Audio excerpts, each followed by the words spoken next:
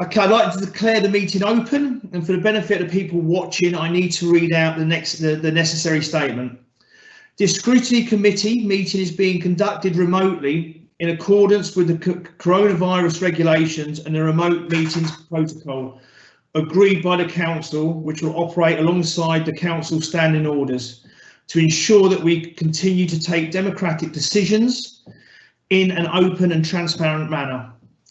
I would remind members that this meeting is being live streamed to the public. Can I request that you all switch off your cameras and mute your microphones when you are not speaking to ensure that there is no unnecessary background noise and to keep with the audio and visual quality of the broadcast. The Council standings orders and code of conduct will apply at all times during the virtual meeting in the same way and ordinary meetings, and members should conduct themselves accordingly.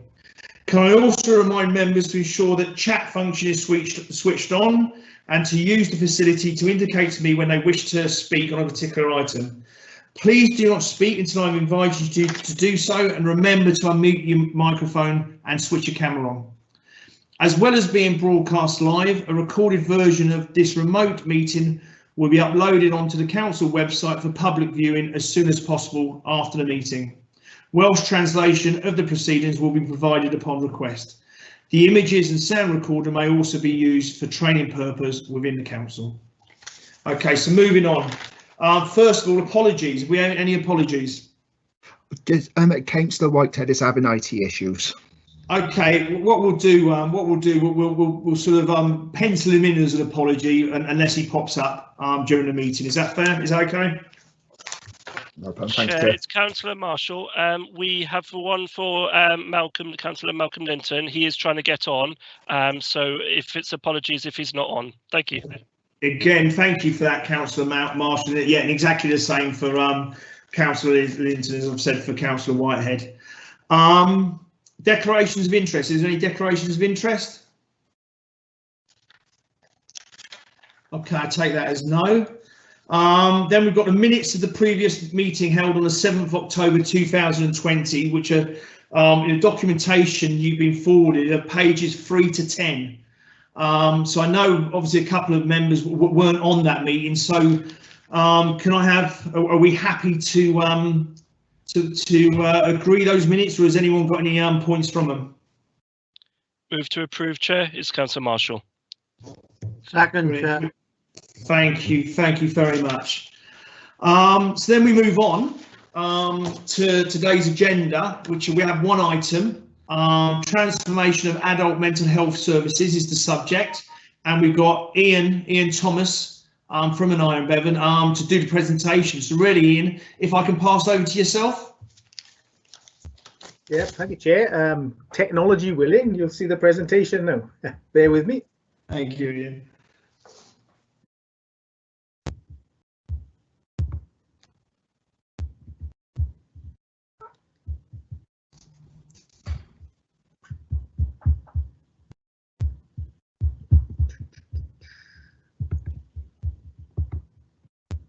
Can you see that? Yeah, I'm fine with it. Ian. Anyone got any issues with what they can see or what they can't see? No, I'm clear. No, it's fine. No. Brilliant. All good, Ian. Just go ahead. That's brilliant. That's better than this morning already then. Right. Yeah, thanks for the opportunity to talk to you today. Just to give you a context before I do a presentation, we're currently embarking on an engagement exercise on transforming our adult mental health services in an Iron Bevan Health Board. And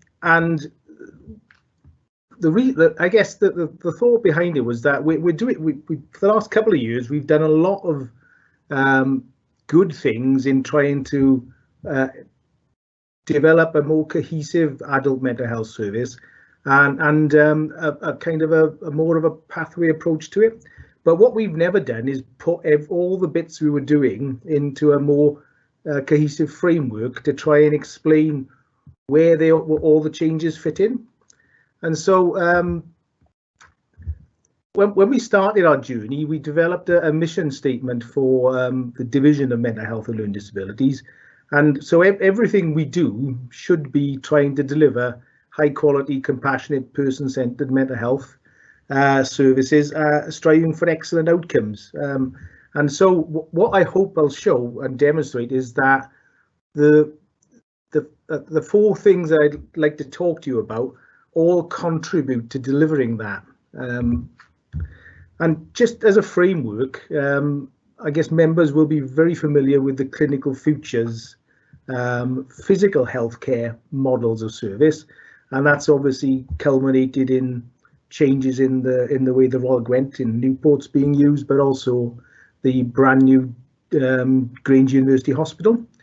And what we were kind of looking on jealously because mental health didn't really figure in the clinical futures of an Iron Bevan Health Board. And so what we've tried to do as a division and with our partners is trying to frame mental health services within that same clinical futures model. So the diagram you see is kind of just a graphical way of showing the elements of good mental health services and adult mental health services in each of the kind of the clinical futures layers. So at the outside layer of staying healthy, those are all the kind of the resources that we need to put in place to develop a good community resilience and community model for improving mental health and well-being on a population basis. And going down the model, the care closer to home is all those services that we think we should be delivering more locally within communities and at primary care level. And then the inner two rings are the more specialist kind of inpatient elements, culminating in the most complex needs and the facilities we need to provide for those patients. So that's kind of a framework. And just to kind of illustrate in a more, I guess, linear pathway, what I'd like to talk about today impacts on all these tiers. So from the very basic foundation tier, which is that community resilience tier, moving through to primary care and moving across to more specialist community-based resources and then across to inpatients. And I think the important thing is that we all believe that prevention is better than cure, and early intervention and early support is really key to good mental health and well-being and to stop people progressing, needing more complex and specialist treatment. And so what I hope you'll get a feel for today is that some of the priorities that we're progressing or would like your views on are those things that fit in the foundation tier and tier one in our community, in building up community resilience and improving our primary care services. So these are the four areas that I guess form the components of the discussion today. One is we want to talk about our ideas about enhancing support for the wider community in the foundation tier. The second is about strengthening services for primary care for mental health. Third is about crisis services and how we're setting about trying to transform those.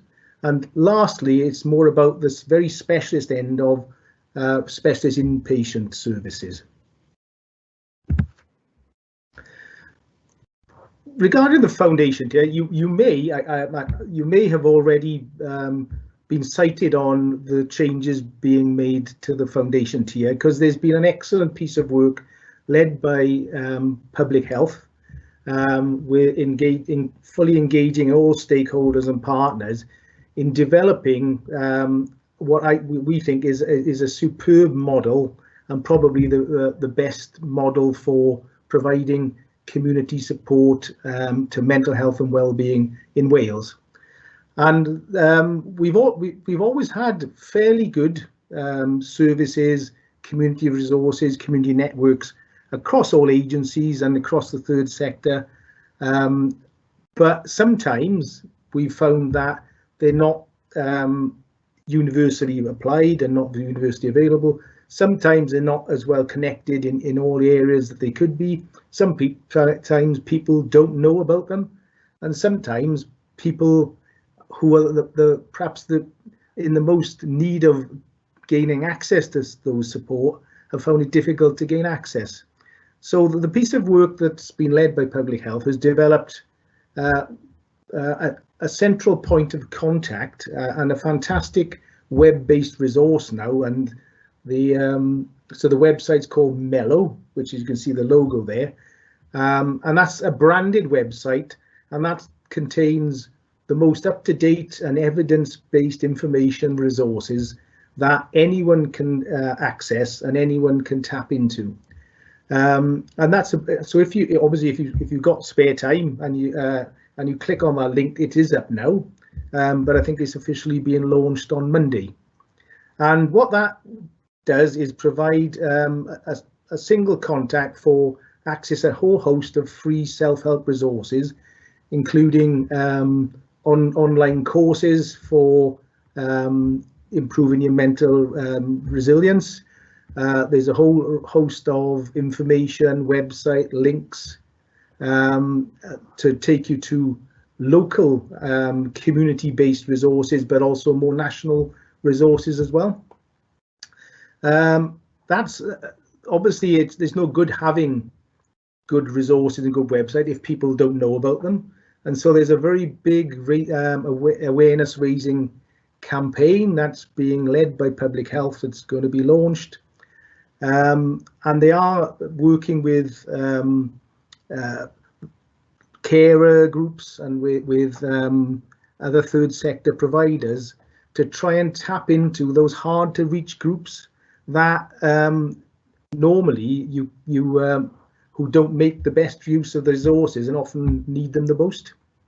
And finally, there's a big emphasis on, in terms of raising awareness of these in training frontline staff through the Connect 5 programme to enable staff to feel confident, frontline staff, whatever agency they work in, to feel confident to raise the awareness of all the resources and all the community support that's available within the health board and within the community, and even within on the internet through the national websites and international websites.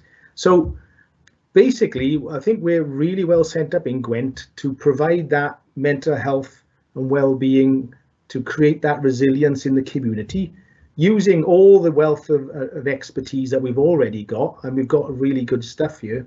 And so I think we're quite excited about the prospect of the launch on Monday of the website and how that's going to be taken forward.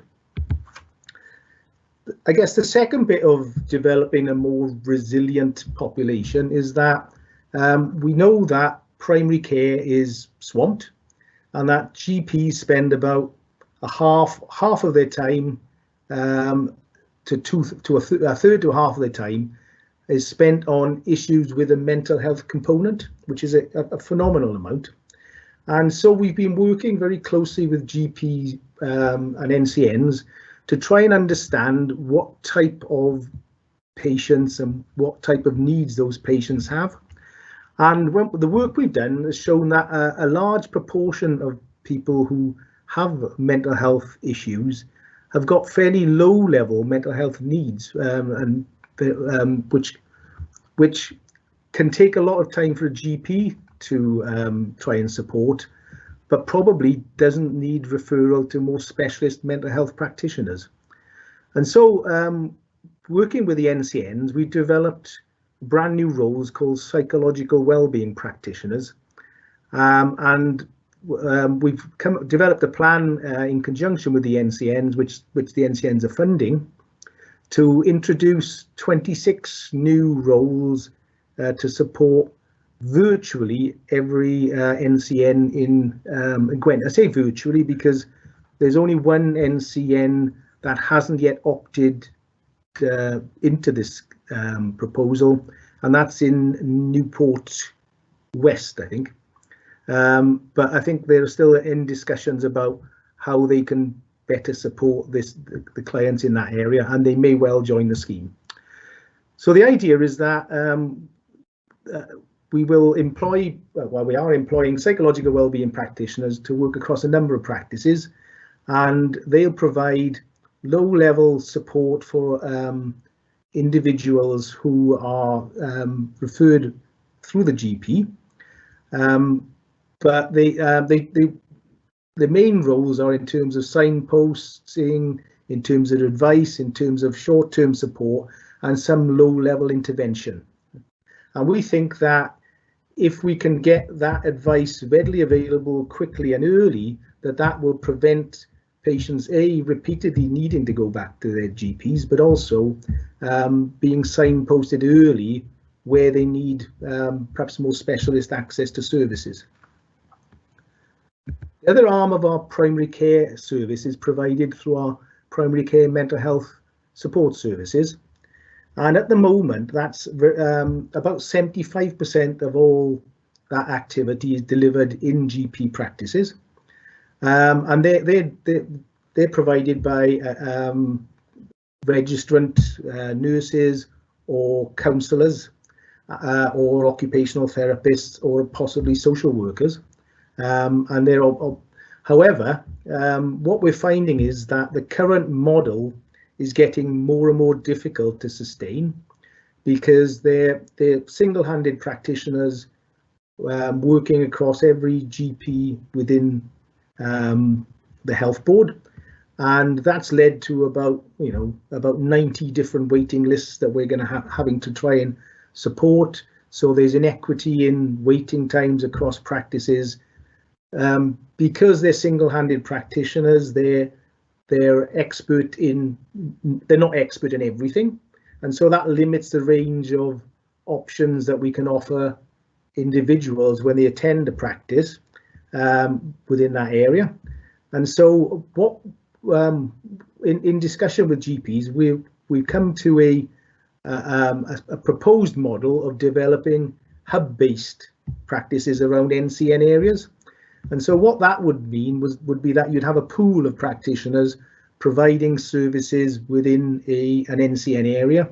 And that has some advantages, particularly being able to offer a much broader repertoire of interventions locally. It also gives a bit of peer support because working as a primary care mental health counsellor or practitioner is quite emotionally difficult to, and when you're single-handed, then you don't have that kind of emotional and professional support. And so we think it'll put in a better range of options for supporting individuals and making them more resilient as well in delivering the service. The other thing for this model was that obviously through the COVID times, we've like I guess this organisation, this meeting, we've had to develop our digital skills and our digital options, and so virtual consultations are now at the moment the norm, and 90% of our contacts are done virtually in primary care mental health services. And what we're seeking people's views on is whether to continue that as an option for individuals, to give them the choice of attending appointments virtually rather than face-to-face if they want to. And the suggestion is that that could be offered as an option at the time they make their appointment. The next area where we've done a lot of work over the last 4 years in trying to develop and improve is services for individuals in crisis. And there's been a big multi-agency programme which started off kind of the Welsh Government's Crisis Concordat, and then has developed to a local programme. And that through that programme, we've developed I guess a model of key components of a good crisis service. And over the last 4 years, we've been developing plans to try and implement some of those elements. And you'll see some of them you'll know actually are, no, we've got acute inpatient provision, we've got crisis and assessment and home treatment. But they don't always perform the functions we think they need to. And so part of this work is looking at those functions. It's probably worth mentioning that a lot of these components we have started or either got in place now or started. So for example, mental health support for first responders. We now have mental health practitioners working in police control rooms to give officers on the spot advice on how best to respond to people when they have got mental health issues and present in public or to the police. We've done a lot of work with housing and tenancy support, and I think that's culminating in a big piece of work doing a needs assessment across Gwent for housing for people with mental health issues. Shared lives is an interesting one, because we've seen models of in England where they've used host families to offer an alternative to admission and a step down from admission by offering a space in their homes and offering kind of a respite or a place for individuals to recover. We've developed that model here and piloted it in Newport, and that's been running for over a year, and that's showed some really remarkable results of individual patients who've kind of flourished in a family environment with family support. And so we're hoping at the moment that we can take the learning from Newport and progress that across Gwent as a next step. Two other elements are sanctuary provision and support house, or crisis house as often called. We haven't got any of those facilities in Gwent at the moment. However, within the next few months, we're quite hopeful that we will have both a support house and sanctuary provision in Newport, where we're piloting those services. And obviously, if they evaluate well, then we would look to try and develop proposals for developing that model across Gwent. The only area we haven't currently progressed is the single point of access, but work has just started on that now in conjunction with the Welsh Government to develop a Gwent as one of 3 pilots in Wales to look at a model of single point of access. So we've done a lot, but the 2 areas we probably want to talk to you about are our centralized crisis assessment support unit and our inpatients. In terms of our centralized crisis assessment support, we've recently invested to make that service a 24-hour, 7-day-a-week service. We've just really relocated the out-of-hours service from Talagarn to St Cadoc's Hospital in Newport. And our next step is to try and develop what we call a centralized crisis assessment unit, and that is to provide a much broader skill mix into a crisis assessment team, which is primarily a nurse-led team at the moment. And so we're looking to expand that, the function of that, to include a consultant, a social worker, and occupational therapy, to try and give that a more holistic and more robust assessment.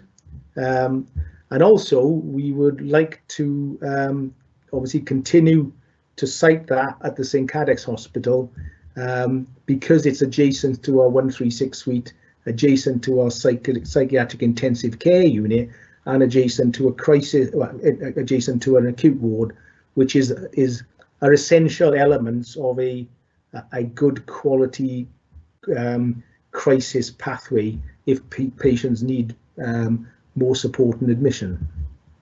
The one thing, obviously, because this is sited in Newport, it would be quite convenient for everyone in Newport. Obviously, other people in Gwent, it would mean some of them will have to travel, particularly out of hours. But what we're also doing is we're going to maintain local crisis assessment appointments within the local teams between the normal working hours. So people from Caerphilly or Blaenau Gwent won't have to travel to St Cadoc's for a crisis assessment unless there is no more capacity left within the local team to deal with those crisis appointments. The other thing that's worth mentioning, sorry, is that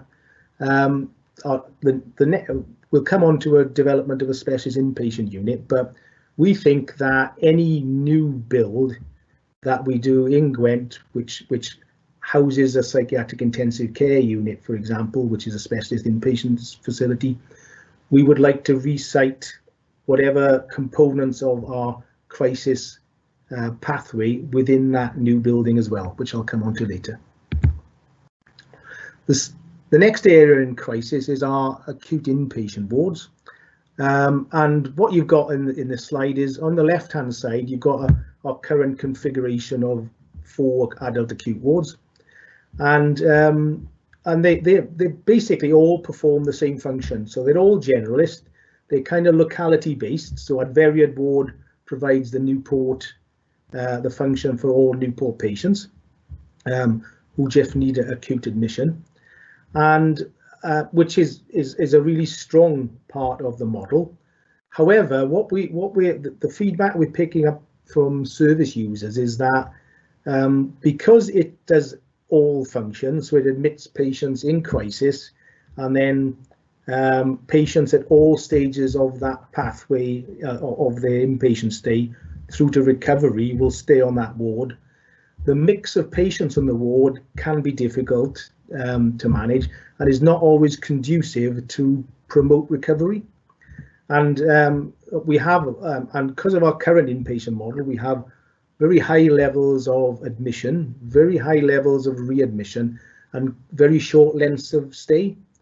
And I think what we'd like to do is propose a new model, and this is an idea at the moment, and we really value people's views on this, to move to a more specialised crisis assessment ward, which would take all admissions in Gwent, and then have a number of recovery wards which would just focus on the kind of on supporting those patients through to recovery and discharge. And that, we think that has some advantages, because you can then start developing specialist staff with the specialist skills to manage the recovery phase of their admission and the admission phase of their stay. There are disadvantages, and for example, I talked about the real strength of the current model is that locality focus, and that is we would still want to retain a locality focus for recovery wards, but obviously having one assessment board in Gwent means that part of that admission has to be centrally based somewhere. So again, quite kind of seek your views on that. The last element is what we call supporting people with complex needs. Basically, just at a high level, we spend about 32 million, probably more than that now. So about a third of our total mental health and learning disabilities budget on supporting people in placements outside of the health board, which seems a huge amount of money, and relatively, you know, for across mental health and learning disabilities, that is. So it's about just over 300 individuals supported, and we think that we can get better value for that money, and more importantly, deliver better services locally, where we can reinvest some of that resource in developing local services. So we've done a little bit of that, and so we've already we got our own psychiatric intensive care unit, and we've just recently expanded that about a year ago to reduce the number of patients who need to access those sort of facilities outside. We've invested in community support as well. We've got a new structured clinical management team, which is a very intensive psychological therapy-based team, which helped to manage some of our most complex patients back from secure placements. And we've also developed a community wraparound for those individuals as well. But what I guess the big area that we'd like to focus on is low secure services. Currently in Gwent, we don't have any low secure beds, and we have to outsource those usually in England. And that the problem with that is that these individuals are some of the most vulnerable individuals we look after. That breaks their family ties and obviously breaks all their social networks, and also breaks the ties with the local community mental health teams as well. And so we think that developing a local low secure facility will enable us to deliver better care, better outcomes, and better value for money by reusing the costs that we normally have to spend mostly in the private sector, and we can develop local NHS services to support those individuals. So in addition, we've got a number of quite poor facilities that we have got in our specialist inpatient services. And so this diagram, I guess, gives an idea of what our thinking is in what we would like to develop as a new facility. So we'd like to put a low secure unit, which I've just talked about. We would like to put all the core components of a good crisis assessment service. So a 136 suite crisis assessment service, out of hours crisis service, and an acute assessment ward, if that's the model we go down. But if it's not, we probably would want to put just an acute adult ward there.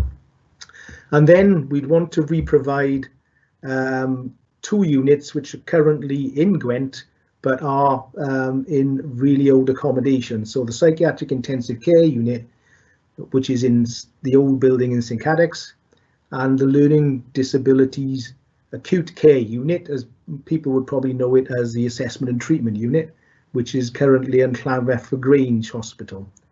And we think that if we can house those in a new building, then that would be an exceptional, I guess, facility to develop a really good acute care pathway with all the specialist inpatient support needed to meet anyone's needs that comes into our service for those type of beds.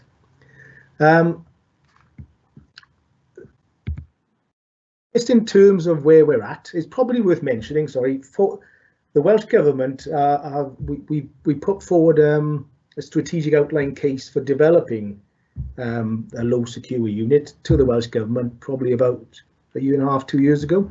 And that's been supported in principle. And so we've been asked now to develop an outline business case for that. And this is the start of that, I guess, is seeking people's views on whether they support the development of such a building, and obviously that the outcome of this engagement will feed into our business case. And the draft timetable for engagement and consultation on the things I've just discussed are this engagement finishes in I think the 21st of February. That gives us a short period of time to report to the board and make recommendations for what we would like to publicly consult on. That will then lead to an 8-week public consultation period with a final report back to our health board in July 2021. And this is just, I guess, the information on the engagement. Obviously, I've given you a very, I know I talk a lot, but a whistle-top kind of tour of what the engagement document says. Obviously on the website at the bottom, there are links you can click on to get all the full documents, and a questionnaire that we encourage people to try and fill in to get feedback. But if people want to use more traditional methods, then There's obviously a free post address that we is out there that people can contact us by, and obviously there's a general email address that even if you just want to email us comments. And all these details will we've been following up the meetings and sending the organisers and asking them to circulate to all the members as well. Okay, so I think that's it. So hopefully I can stop sharing. And obviously over to you.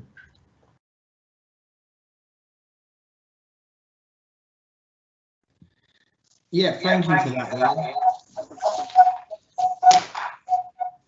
I'm getting some feedback here. I don't know if it's no, that's better now. Yeah, I can still see if you can take that off the screen now, Ian. UK is okay. Brilliant. Okay. Well, thank you for that, Ian. Really to take it the floor now. I can see there's a number of hands raised already. So I'm looking at I've got Councillor Hughes first, and then Councillor Marshall, then Councillor Mogford. So Councillor Hughes. Hi, Ian. Thanks very much for your presentation. And it's probably any sort of looking into mental health issues at the moment is probably a really opportune time to do it. And certainly I work in a social work background for about 27 years now, and I'm concerned really. I think as most people in social work are, that talking to people in the community, there's so many people who are anxious and worried and losing their jobs, and they've lost family members and all sorts of issues. And I think I don't envy what you're going to face, I think, over the coming years, and I think it's a good time to be looking at these things. One of the things from the report, Ian, I think for me, talking to people in the community, really, there's lots of new people who are experiencing mental health issues. This is all new to people, the difficulties that people are facing, and I think often one of the issues they have is actually that first point of contact, that actually making that step, and it takes a long time, doesn't it, for people to acknowledge they've got a mental health issue or they've got depression or anxiety. And I was looking through the report, and one of the things that worried me a little bit, and it's just something to take back and have a think about really, was we're still you look at the phraseology, especially we're looking at psychological well-being practitioners, we're looking at primary care, mental health support services, crisis assessment support units, psychiatric intensive care units, special inpatient units, section 136. It's still very much based in that sort of medical, sort of psychological sort of terminology, and I think often words like unit and so even mental health, I think even that word itself puts people off, and psychological. And there's still, unfortunately, when you're looking at people who are experiencing new, they've never been involved with mental health before, and they've still got that sort of thinking that mental health services are very much, one flew over the cuckoo nest sort of period still. They don't understand that the services are much more compassionate. I like what you're talking about the sort of terminology about compassionate. And I just think maybe there's a little bit more work to be done on that engagement, that early point engagement, about how we go into the community more, because one of the things I noticed working with a small group on two groups actually on Facebook recently. One is a model making group for men, so they come in and they work on models and they actually talk about their issues, and they're it's almost like a replacing a pub environment, and it's within a space of about 8 to 9 months it went from 3 men to almost 300 men. So it shows that there's a need there, and it shows that men like to engage, especially in a different sort of way maybe. And there's also other initiatives going on in Killeen, where just this week some local lads have put on, are you suffering with mental health, part of the Blue Monday thing that was going on, I know, and the engagement actually frightened me really, how many people actually engaged and how many people were seeking a less formal, less clinical help. And I know you're talking about the hub, and I know that you're talking a little bit about that, but I just think there's just a little bit more work for me to be done on how we're using phraseology and terminology, and how we are thinking about how those first people accessing services, how we make it easy for them. You know, maybe cafe environments, or much more low key, much more easier to access, and also the post-discharge support. You know, in the sense that I've worked in drug and alcohol services in the past where we do exceptional work, but what happens is once they go back out into the community, the support sort of fails them, and then they often come back in, and it's a circle of support. It's just those are the things I've been thinking about reading the report. Overall, don't take it as a criticism. I think the report is pretty exceptional, and you know, I really think it's the time for the report, really, and I value a lot of what's said in the report, but it's just some extra things to think about, if that makes sense.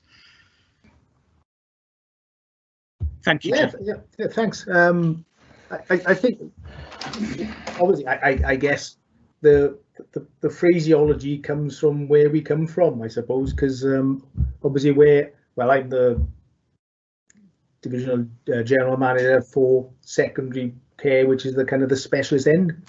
But I think what's really important is that the work that I've kind of related in the foundation tier is really key in this, because that's not been led by docs or nurses. That's been led by the community, but pulled together by public health.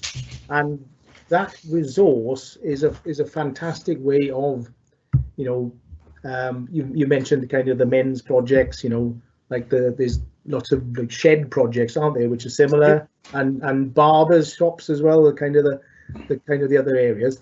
And it's about how we can get, because there's lots of really good initiatives and started, but how we can publicize those and make people aware of them and the opportunities.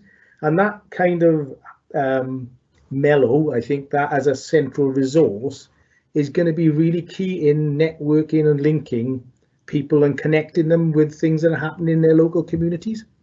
And I think you are right. We do need to be innovative, but that probably needs to happen at the community end, doesn't it? Because what we want to do is get people before they need to have access really specialist mental health services. And I think we've got a really good framework through that foundation tier model to do very much what you're suggesting, I think, and building up that community resilience and resource, and thinking a bit differently about how we engage with individuals. And the discharge, I think I take your point on discharge, because everyone's busy, and you know, we get people out, and we probably don't give people the time to follow them up as often as we could. And also, obviously, we rely on lots of other agencies and the third sector to provide some support as well. So that, you know, that's a really important point, and we'll take that back and think about, you know, how we can progress those sort of ideas. Thanks, Ian. Appreciate it. Lovely, thank you. I've got Councillor Marshall. Thank you, Chair. If you're happy, can I make notes on all my points that I've got written down, if that's okay? Or do you want me to do bit by bit and then to come back to colleagues? You're asking yourself? Yeah, as you, yeah, Chair, do you where, want me to wherever you feel suitable with. Yeah, that's fine. I'll go through the notes if that's okay, so it addresses that. That's fine. Thank you, Chair. Thank you very much, Ian, for the report. Really, really good kind of suggestions there. I've just got a few kind of notes in relation to the fact that you mentioned a lot about communities and being in a community. I'm just a bit worried. I didn't see anything about noting within partnerships about how you know, you're working with the families, carers, things like that, other organisations that are integrated in these hard to reach groups.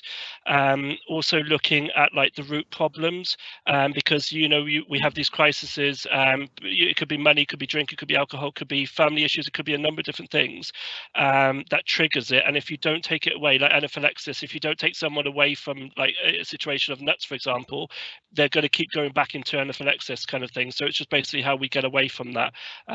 You can tell I'm St. John with analogies like that, but there we are. The other point then is looking at the kind of the whole partnership board as such, and about not just having like the one contact, as you said, in the call centres and stuff, looking at maybe in the future of every person having some form of mental health training to try and eradicate the kind of taboos and culture in the community and things like that as well. But even for us as counsellors, those that have a direct contact with people that do ring us up sometimes as a last resort, and then we can be quite stumped there, and we've got the you know, we don't know where to signpost people sometimes. So I think that would be key for us to also be engaged with that as part of that partnership alongside yourselves. Then you've already mentioned about like the over 50s and stuff, I think, with the men's sheds and about the model groups and stuff like that. It's just basically looking about how and what partnerships you've got with cultural, religious and other organisations, and what the aim is for moving forward. I know there was mention about like sports things, about you know, the kind of healthy body, healthy mind type approach on various things as well. But the other point, again, going back to the reason why we're here on partnerships, is what is the kind of end goal? How would you know it's a success? What is the resources, you know, being put into it to avoid duplication? And things like that? Will it help the time of referrals, especially with like the young people going into adults? Is there going to be any type of issues that way? And just about how we, you know, what the picture is moving forward as a partnership, please. Thank you. I think you're on mute, Ian. Yeah, I just, that's fine. There's quite a lot there. I suppose, you know, I think the main, I guess, point in terms of, I guess, connections with the community. I think the work that public health are leading on is engaging with carers groups, is engaging with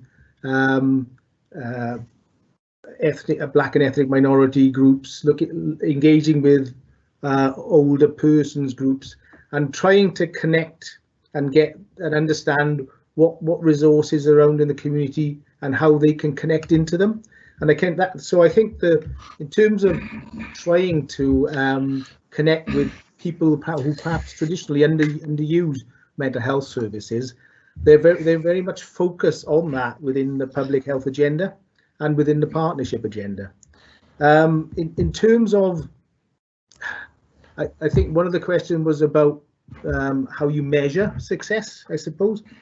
Within, for example, I give the psychological well-being practitioners, we've developed a series of measurements which are focused on the outcomes for the individual, and so we're pretty confident that the investment that has been made in that service, and we can then demonstrate what benefits arise from it. Now, we don't know, because we haven't run it long enough yet to know if we are realising those benefits, but there's going to be very definite outcomes set that we can measure and report against. And for everything we do, for every investment we make, we will have clear measurements and clear benefits identified that we have to measure, and ever more we're trying to focus those on the experiences of the individuals that are going through our services. So and that's something traditionally we haven't been very good at, I guess. So you probably have to remind me of the other questions. Yeah, thanks, Ian. So the other point of measuring success was also about how you as a partnership measure success. So how do you know that you've avoided duplication and things like that? How have you sped things up together? The other one was about us as counsellors in the community. Okay, and then basically just the time of referrals and things like that, because a lot of times we hear about waiting times, and will this partnership basically see benefits of reducing that, because there's less hopefully bouncing around and things like that there'll be a more streamlined process as part of that partnership. Thank you. Yeah, okay. I guess in terms of the partnership, no, we've got a mental health and learning disabilities partnership board, and Chris is a member of that, and And so all these proposals are presented, discussed and agreed at that board and supported through the regional partnership board. So we're pretty well engaged, and within each of our work streams, so for example the crisis work stream, we will have multi-agency and stakeholder representation. So on that work stream, I think Caerphilly are the kind of the lead local authority who represent local authorities on that. So everything we do, we try and do as a partnership. In terms of, I guess, your question about what as you as councillors will do when people come to you,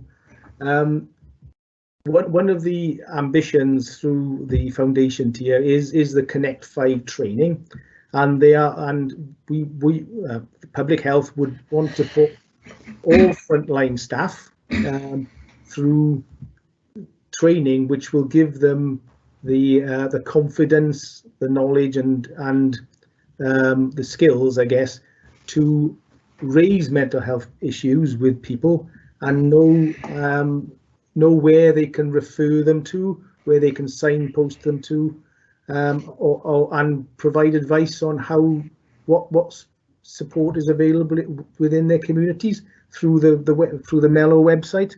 So I think you as councillors, I guess, should be comforted by the fact that you can, I guess, put yourselves forward for Connect 5 training, but B, you can refer people to I guess a single font of knowledge in the Mellow website, which will have a whole host of information, courses, evidence-based literature, and websites, links to organisations such as Mind and all the things, the services they offer as well. So I think we're probably quite well set up in Gwent to provide better advice, better support and better signposting than we've ever been.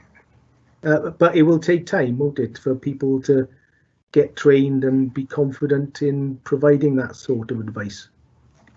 And referral times. Obviously, it's referral times is one of the big determinants of waiting times. Is you've got two elements. You've got a demand and your capacity, haven't you? And so the obviously everyone is expecting demand for mental health services to increase. We know that, you know, there's limited resources within health as it is in social care, and so we have to try and make the best value and for the best outcomes. And so we do focus on waiting times, and our waiting times generally in Gwent for, say, primary care mental health services generally meet the Welsh Government targets. They're not currently because of the impact of COVID on our workforce as well as the population and demand. But generally our waiting times within Welsh Government guidance, they're still, you know, I'd be honest and say that, you know, and the target's a 28 days assessment for primary care mental health service. That's not good enough, but that's the target. We need to find all ways to try and reduce those waiting times against a backcloth of increasing demand, and so it's going to be tough. And so, but we will, you know, and we've got to think smarter, think differently. So, for example, virtual ways of working may help in that when times are back to normal, but also things like earlier intervention could reduce demand for more specialist mental health services. And so if we get the front end right, hopefully we can see the benefit in reduced waiting times for more specialist services eventually as well. So thank you for that, Ian. Councillor Marshall, you okay? with that, with the reply? Yeah, thanks. Just the one point about the anaphylaxis root problem scenario. So basically, you said about early intervention, just about a way of how you would interlink that, because if you could do self-help and things like that there, a lot of times, especially like post-Christmas, we normally get the kind of mental health problems about the kind of financial as well as the drugs and drink and stuff like that there. So it's about how you kind of detect with partners the causes of the root problem. So if they get arrested, or if they have a thing of illness, or with other people, or any other services that they kind of bounce off, or if that even makes sense in that way, how that is fed in and how that's reacted quickly. Because as you said, 28 days will not do it for someone. If they're feeling right down with financial help, we need to be there quickly in order to try and basically get them a good time to try and alleviate getting to a peak. Thank you. Yeah, I completely agree with everything you say there, that as a partnership, and because a lot of these people will not have, I guess, won't meet the threshold for specialist mental health intervention, but they do need help, and they do need advice, support, and they often need it immediately. So things like our sanctuary model, for example, which we're hoping to get up and running in Newport in about July or something like that, that offers a very low level point of contact and support for people outside of normal working hours, who can go for immediate advice, help, support, and development of a little action plan on what they need to help them cope, and also signposting to the various advice, support, training and self-help resources that are available. Lovely, thank you for that, Ian. Councillor Marshall, you happy? Yeah, that's fine. As mentioned, Ian's already mentioned. So hopefully that would obviously move people away from GPs and the other services, get into that peak. So thank you very much, Ian. Good to hear. Thank you. Thanks. Brilliant. Okay, Councillor Mogford, and then I've got Councillor Spencer after. Thank you, Chair. It's always a pleasure to follow Councillor Marshall, and Councillor Hughes means I can cross off most of the notes that I made because they've predominantly been covered. So perhaps I think I've got one observation, which this has been a great presentation for me. I've learned a lot, but it seems to me it's difficult to draw. You mentioned, Ian, about prevention is better than cure. It's difficult to see where prevention stops and cure starts for me. It's like it's a journey, and how much more can we do to prevent? Well, at what point do we start preventing? So I've listened intently to what you said, and I'm asking myself a lot of questions, and I don't think I want to push that one on you, but it's just an interesting thought, is that you're preventing people getting worse. They got problems, but you're stopping them getting worse. So it's not a simple case of just we can prevent all this from happening naively. It's a lot of this is going to happen, whatever you do, because the forces outside in the real world will make it happen.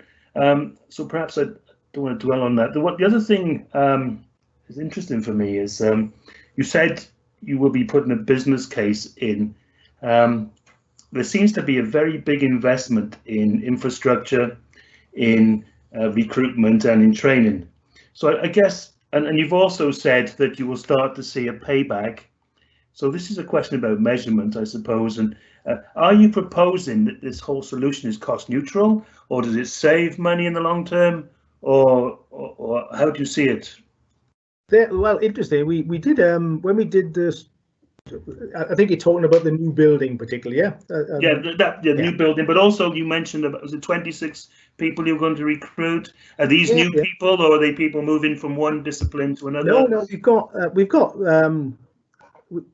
we've been kind of luckier than many services over the last couple of years in mental health, in as much as for years we've been deprived of investment, but the last few years we've had some investment in mental health services in Wales, in the NHS, and so we've we've managed to develop, for example, some of the things I've mentioned in our crisis services through recurring funding from Welsh Government service improvement monies, I think it was called, and also some investments from transformation funds as well.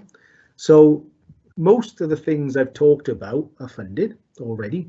So we've got funding for the crisis house and we've got 12-month funding for the sanctuary in Newport at the moment. We've got funding through the NCN networks for psychological wellbeing practitioners. The other changes to our primary care mental health services are cost neutral. Where the big challenge, I guess, for us is in our the specialist inpatient unit. That will need significant capital, and you're probably talking about 50 to 60 million pounds to build. But in terms of revenue, we're hoping, obviously we'll get this when we do the business case, we're hoping that it will be at worst revenue neutral because of all the money we spend externally commissioning low secure services outside.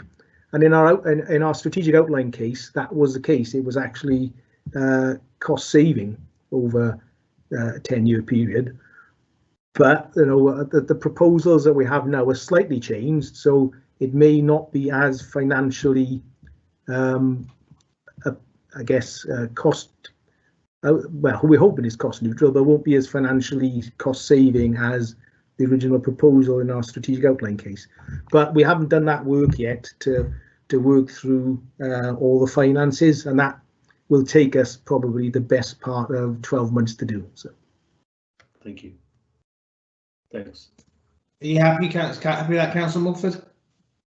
Very happy, thank you, Chair.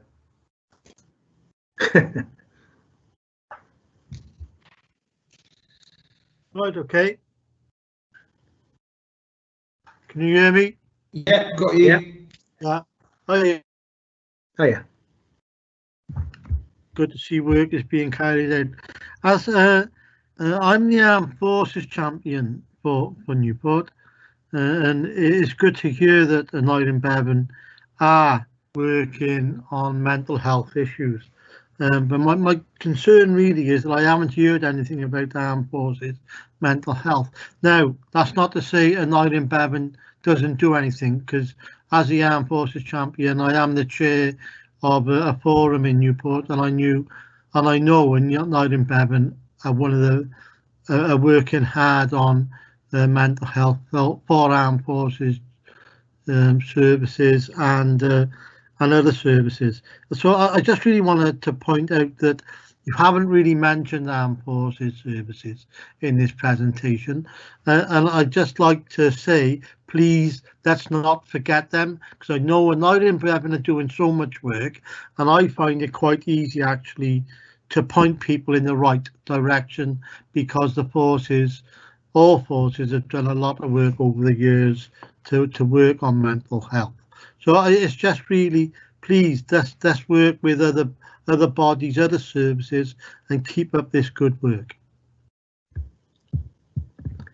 Yeah, thanks very much. Yeah, I should have made it clear in the presentation that obviously we cover such a vast array of services that there's lots of services I haven't mentioned. The veteran service is one, as you know, we do provide. It is a small service, but we think it's a good service. But there's a whole host of other services and priorities we're taking forward, which we haven't mentioned. Things like neurodevelopmental services, like for people with autism and people with ADHD.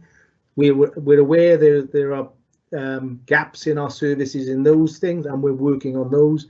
So please take comfort in the fact that we haven't forgotten about the veteran services, but I guess we're just trying to focus on 4 priority areas that we're taking forward, but we're not forgetting the rest. Okay, Thank you. Yeah, I'd like to also say, if I can, Chair, that I've done mental health training. It's very intense.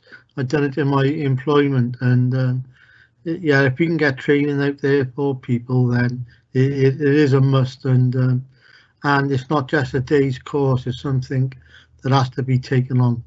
Okay, thank you very much, Ian. Brilliant. Thank you, Councillor Spencer. I've got Councillor Berry and then Councillor Hughes. Thank you, Chair. Lots and lots of information is thrown at me right now as I listen to the ongoing discussion or description. But I always have one that I like to throw in there, because this is a system. It's been designed to solve a problem. How do we know what success looks like?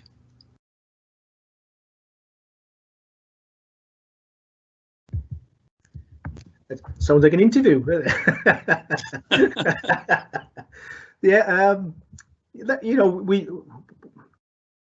we're conscious of is that, you know, you've got to start from trying to understand your demand, haven't you, and the needs that are out there. And there has been quite a bit of work in understanding in the needs assessments that have all been done within the boroughs. But there's also more national work that a lot of mental health, serious mental health, is fairly predictable. The rates of incidence are quite consistent. So we know we can, except with when COVID comes along, we could normally predict a reasonable level of with confidence the sort of demand coming into our service. But whenever we make improvements, obviously there's no point in trying to improve something if you don't understand what your baseline is and where you are, what your measures are, and how you're performing currently. And then obviously you have to set yourself realistic and measurable outcomes to know if you've got there and actually effected an improvement. Now, in each of the kind of the ideas we put forward, there will be a suite of measurable outcomes that we're hoping to deliver from this. And okay. but I'm sorry, we probably should know. We could have made them more visible here, I suppose. But there's a lot more detail in the plans for each of those areas, because, you know, without having measurable outcomes and benefits, we don't get resources. And so as we bid for money, we've had to include what we're hoping to achieve, and so success, I guess, is comparing what you've achieved against what you originally said you were going to achieve in your original submissions and bids. So, but the one thing we're not really good at, because you should measure success according to the feedback you get from the people you're providing the service for, and the health service, we've never been really good at that, and so we're trying to do a lot more work in trying to get better engagement with our patients, get them more engaged in developing their plans and their care, and then also trying to get their input into telling us how well they've done, I guess. And there are not a lot of measures. Like recall is quite a common tool that is used now for getting patients to feedback, but we probably don't do as much as we do. We don't do it very well, and we do need to do it better. So I think, you know, I hand on heart, success should be measured according to the individuals that we're looking after, and we don't always do it as scientifically as we should, but we will. Oh, okay, it's only a communication method for us on the outside looking into you to say, hey, well done, folks, you're doing a great job there. Or have you thought of maybe doing what you're doing differently as based on the data? I won't go any more than that because I had loads more questions and all my colleagues took my thunder. So I failed my interview then, right? Yes, I think you passed. Thank you, Councillor Berry. Got Councillor Hughes and Councillor Linton. Yeah, and I'm going to come back on just touching on something I touched on earlier. Obviously, these reports take a long time to write and develop, and one of the things that's maybe preceded the sort of report or come later is the actual mental health issues that we talked on earlier about that are going to come as a result of COVID. So one of the, in my world, you know, one thing that's shocked me really is, although we're horrified by the amount of deaths and stuff, there's a significant amount of people in my working life who are experiencing long COVID issues and may not be back in work for a number of years really. So they're recovering from physical issues in their bodies, and they're having to go through all that trauma of having to actually physically do physio and all sorts of stuff. There's anxiety, there's depression, there's losing jobs. We're talking about just anxiety in general. And also, you know, the other thing that maybe sort of slips is that although we're talking all the time about the amount of people that have died with COVID, there's a lot of people who are going to be suffering bereavement issues as well. And there's so there's a whole new world there really of COVID issues that we're going to sort of almost, I hate to use the word like tsunami type effect, but, you know, potentially it could be incredibly significant and incredibly resource using on your services. And I'm just wondering if it's actually worth, or whether it is there, but, you know, whether it's worth having almost a new section, a separate section looking at the demand implications of COVID related issues, and whether there needs to be pre-thinking now as you're doing this report as to what sort of demand that's going to put on resources as well. So that, you know, additionally to everything, because obviously you're going to be strained just doing your normal expectation sort of work. And I just worry, I really do worry about, you know, what's coming really. And I think, you know, and about whether even there should be another section, maybe just sort of acknowledging that the world is changing and there might be other issues that we need to look at in much more depth. Does that make sense? Sorry, you're on mute, sir. Yeah, you're right. You're absolutely right. Obviously, we're as worried as everyone because we don't really know exactly what the impact of COVID is. We all think that it's going to have significant impact on demand for mental health, possibly for years to come. But it's really difficult to try and estimate that demand. One thing that has happened is that my boss, Chris O'Connor, who's a psychologist by training, has developed a piece of national research with I can't remember which university now, and they did an all Wales mental health survey that went out a couple of months ago, and I think they got about, I think it might have been 40,000 responses, something like that, to try and assess the impact of COVID on people's mental health and well-being. And the first draft report of that, I think, is out, and it does pinpoint particular areas of concern, particularly, for example, in young people, which I guess is quite well reported in the news, isn't it, that people think about. And that's kind of coming out, and the fact, I think, that males probably, or females are more impacted than males and stuff like that. So so there is starting to be a body of evidence gathering information about what the impacts are, and that research work, I think they've just got permission to go out for a repeat now, a couple of months after the initial survey, and about 4,000, I think, of the respondents, they're going to be following up. Well, obviously they're going to ask everyone in Wales to fill in a survey, but they're particularly focusing on the people who responded previously and trying to get an analysis of how their mental health has changed over the last couple of months as well.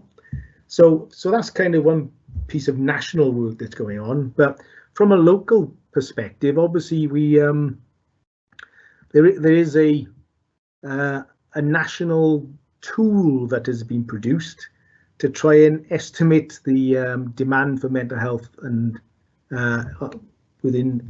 following the COVID virus.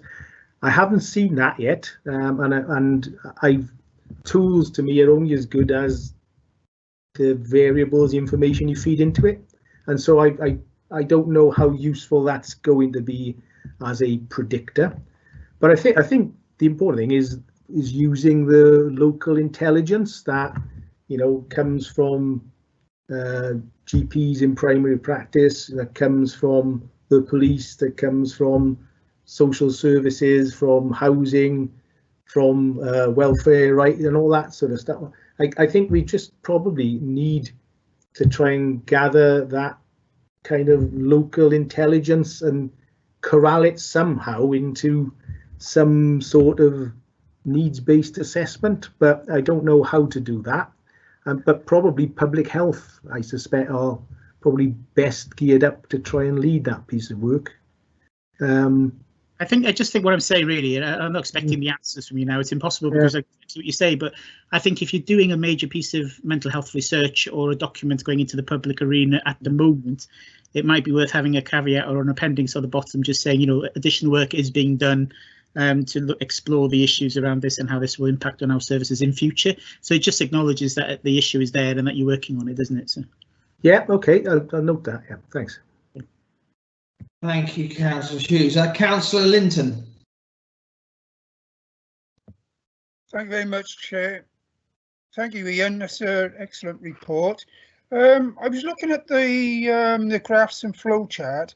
Where do the homelessness and mental health fit in that graph or within the bubble of your report? So the reason is, I know there is grant available at the minute to yourselves, I come from Welsh Assembly, for the homelessness and mental health issues around them, but that's only a temporary grant. And what will happen in the future when this grant will run out? Okay, I guess where it fits, I think that obviously homelessness is kind of broader than a health issue, isn't it? But obviously we're key partners in trying to meet the mental health needs of people who are homeless. And then one of the big challenges for us is because if particularly we find quite a lot of people are admitted because they have nowhere else to go when they've got a mental health crisis. And so a challenge for us is trying to work closer with housing to try and develop strategies for improving access for people with mental health issues to accommodation. And I'd say, but what we don't really know is it comes down to understanding the demand is we don't really know the demand that we're going to get in the future for this. And so we've just got funding to do and working with housing to do a big needs analysis across Gwent to understand what the future needs of housing for people with a mental health problem is likely to be. And it's not like hand on heart, housing isn't my area of expertise, but we do obviously have to work much more closely now with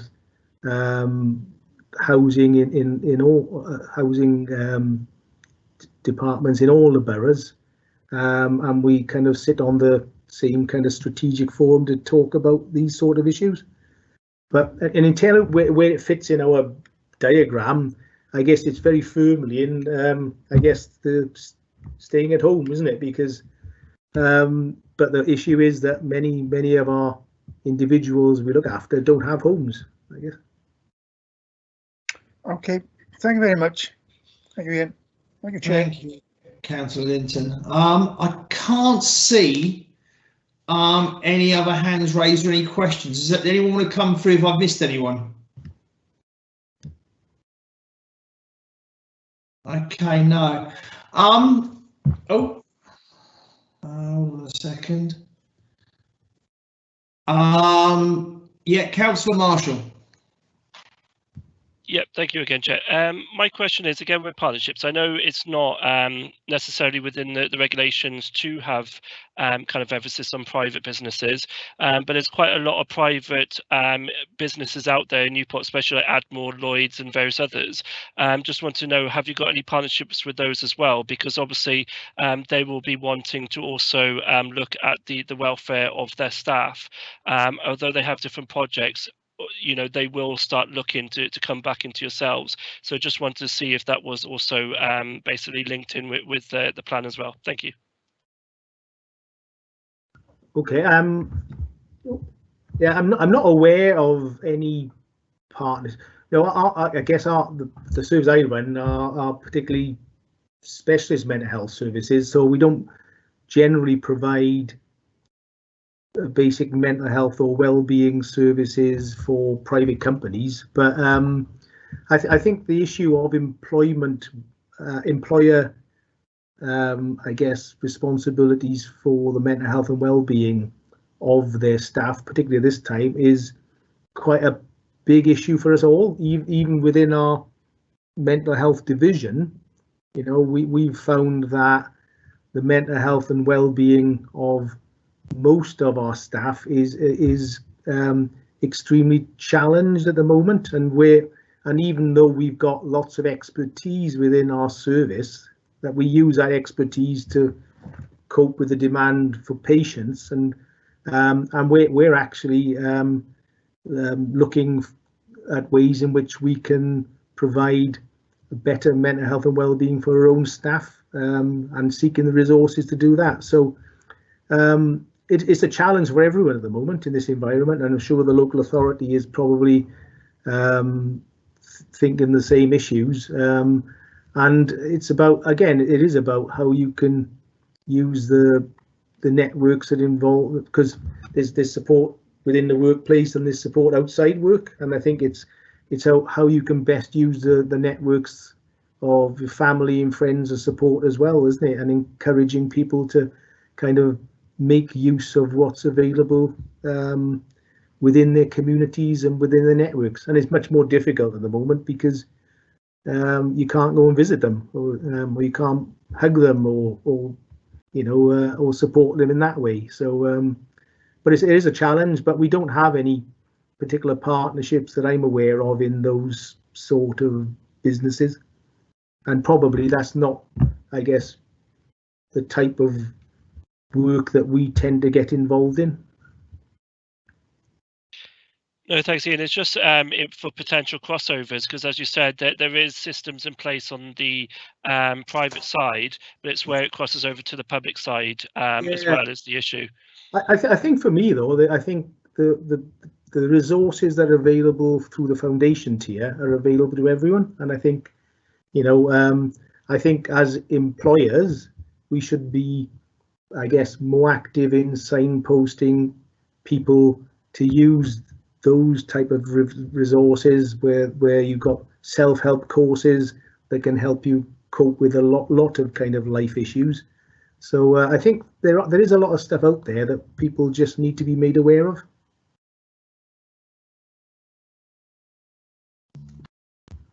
Okay, Councillor Marshall. Yep, I fully agreed with Ian, and hopefully even small businesses and stuff appreciate that for staff in this ongoing issue. Thank you. Lovely. Okay, so I can't see anyone else. So do come in. Well, Ian, I think Councillor Mogford sort of touched on it. Sort of, I've been crossing off the questions, sort of, which I had, and that was Councillor Mogford was about 20 minutes ago. So you can imagine, sort of, I've crossed off probably even more than himself. The only question I've got though, the one which is outstanding, and I don't want to sort of leave the meeting without asking it. You mentioned about and I think for me personally about the low secure unit, but you mentioned before that slide about that there was no low secure beds in Newport. We have to go to England. Is that general? Is that just Newport? Is it Wales as general? I think you're on mute here. Yeah, I know. keep on doing that. No, there are as an NHS in Gwent. So in the Iron Bevan Health Board, we have no low secure beds, and so we have to commission those from. Ideally, if we could access NHS beds in Wales, then we would. But inevitably, the units that have them are always filling the beds themselves. So Cardiff, for example, has got low secure unit. Bridgend, there's a low secure in Bridgend. So those areas have got them. We've never had one in Gwent, and we spend a lot of money sending people mostly to England in the private sector for that provision, and that can be, it's not normally Bristol, it could be, Lancashire, it can be Yorkshire, Newcastle, across country, and that causes huge problems in monitoring the care they get, because obviously if you have to send a member of your staff or two members of your staff up to review the care plans, then that's a day of their life gone at least. More importantly, I say completely severs any family ties or local ties that individual has, and C, they tend to spend a lot more time up there than they probably need,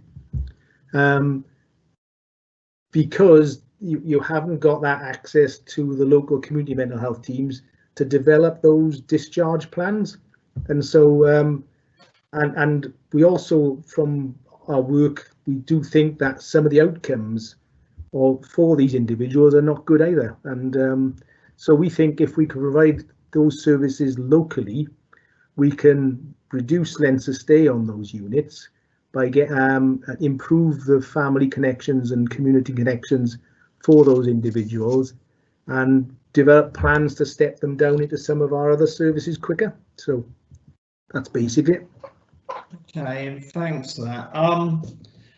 I can't see any more hands up, so I sort of, you've sort of been answering questions here for a good hour or so, if not longer, hour and 15 minutes. That's appreciated. But I think there's a common thread all the way through the questions, and I know a couple of councillors mentioned it, was how good this presentation's been and how thorough it's been, and how sort of how you've covered a lot, and maybe for sort of the councillors who've got more knowledge in this, I think sort of it's been a great benefit for them, but maybe councillors possibly like myself who haven't got the knowledge, it's been hugely interesting and have taken a lot on board.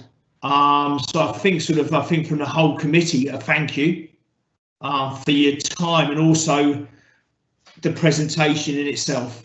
I think we've all learned from it, and I think by the questions you've got, I must say I'm very lucky to have the committee I've got, because by the time it does get to me, most of the questions have been answered. I think by the time it got to Councillor Montford, most of the questions.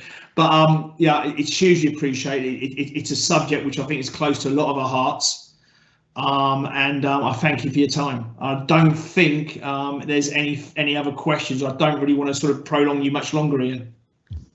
No, okay.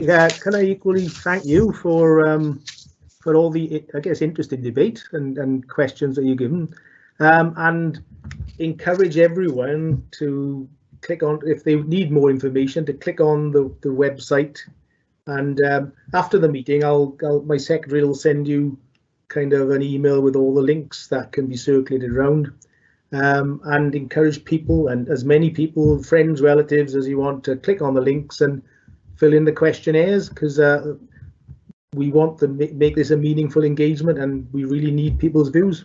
So thank you all for your time. Ian will do that, and please stay safe. Thank you. You too. Bye. Bye now.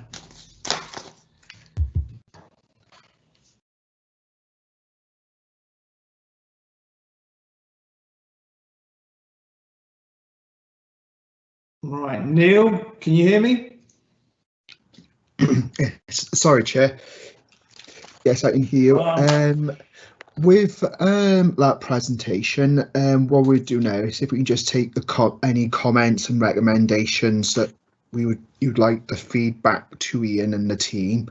I think the general consensus was it was a detailed presentation, so you feel that all the relevant information was there for you. Is that right?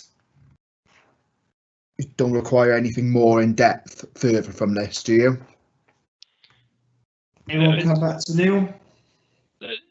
Chair, if I can go through. So I think, Neil, a lot of it is just basically about how they measure the success. I think they measured about outcome, but I think it's just about how they work as a partnership and what they deem as working together is their buy-in. So what is it that they're saving from working with each other and things like that there would be really good to hear. Thanks very much, Councillor Marshall. Is there any other comments? Just so I can, Neil. Just like as Councillor Marshall has just said, the partnerships they work with. If we can have a detail of the partnerships they're working with.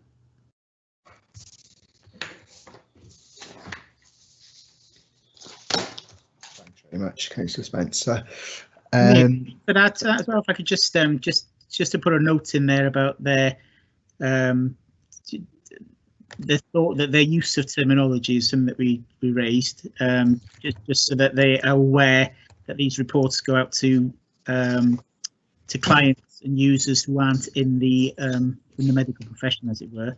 And also we mentioned an appendix there just to at least recognise the COVID issues are going to have a significant impact on resourcing and funding, and that work is being done in that area and will be forthcoming, I guess, isn't it? No problem. Thank you very much. Anyone else want to add? Yes, I can't seem to get my raised hand working. That's all right, Graham. Just go on. Okay, mate. This is a very simple one. It would be very nice if we could, at some point in the future, get that gentleman back again to see how things have changed for him, because it seems a very complex system that he's in there. Yeah. And where you got complexity, things can go wrong. And if you bring in the human aspect as well, there's a greater thing that can go wrong. So would it be good to get him back at some point in the future to see just where they are then? Sure, we can certainly recommend that. Possibly come back at the same time in about 12 months, perhaps, and if that's okay with the committee, just to see, how things have been going and developing since, when the changes have been confirmed from that in March. I think the timescale was in April. Neil, can we add as well that in relation to, it's just a section that say council members raised about their working partnerships with community groups at first contact, when people expressing mental health issues, how they link in with them, and also their work in post-discharge support. And so just so that they're aware that we did raise those issues, so we can go back to them at a later stage, really. Sure, no problem at all. Thanks very much, Councillor Hughes. Anyone else want to add?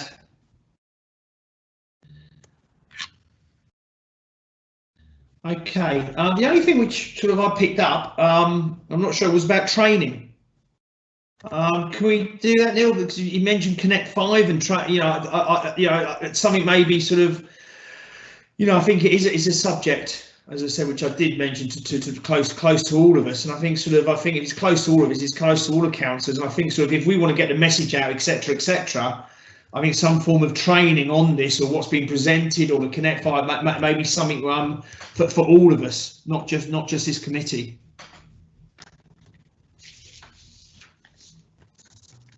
Thanks very much, Chair. Yep, I got that. James, the one thing I was saying about, they're talking about partnerships, I know, but there are so many issues now coming out of everything, that it's just, I guess it's just about acknowledging our own staff as well, about how we link into it for local authority staff who might be going through the issues, and just making sure that we're tight enough on our own partnership arrangements to make sure, I know that there are support phone lines and stuff like that, but just making sure that we're doing everything possible that we can to support our own staff, because I'm guessing as a major employer we're going to have major issues ourselves, aren't we? Yeah, I agree. I think I hope everyone else agrees. It's sort of, again, when we're talking about others, I think you're right. We have to look at ourselves. So yeah, absolutely.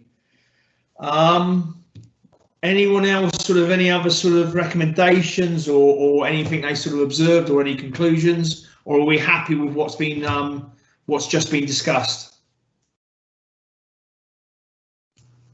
Okay, it's okay. Neil, are you happy with? Can you put that together? Are you happy with that?